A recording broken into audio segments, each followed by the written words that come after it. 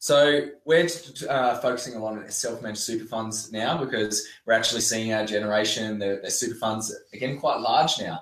And that people are starting to realize, hang on, this is probably our biggest investment. Why don't we start taking some control?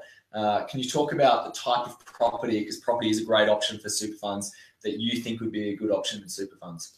Sure. So look, I think the main thing with super is it's always worth having a plan B. And it's that forced savings that you need to have that kind of thing. And look, whether you get property, shares, or business, doesn't matter. Just do something. But look, I think where super might come in is this fractional ownership stuff, because a lot of young people don't have $500,000 or $1 million, because in super normally you might only give 50 or 60%, whereas normally you do maybe 80%. It's a maximum of 70%. I think the banks will even lend to you. Yeah. So you need a lot of cash now. So if there's chances of doing stuff like fractional ownership, I think that might be a bit of a game changer, and that's only just starting to get in. Or it's maybe looking at that, maybe that Queensland 500 grand townhouse versus thinking you've got to do something else.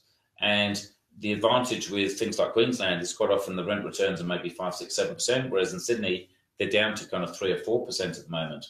And if you think you've got a couple, both of you might have $100,000 each, that's $200,000. You can purchase a property at $500,000, which you're at about a 60% gearing rate.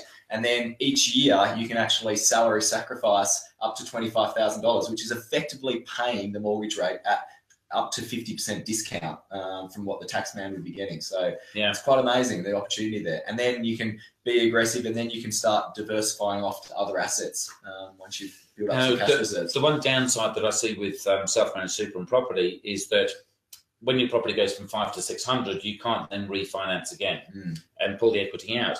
But again, while I sometimes see that as a disadvantage, sometimes it can be an advantage, because if you go hard personally and you're going at 80%, to have some that's then knocking from 70 to 60 to 50, and there's a lot of equity in there, positive cash flow, that's when super's good, because obviously the tax rates are obviously less than in your own name, then it's a good diversification again.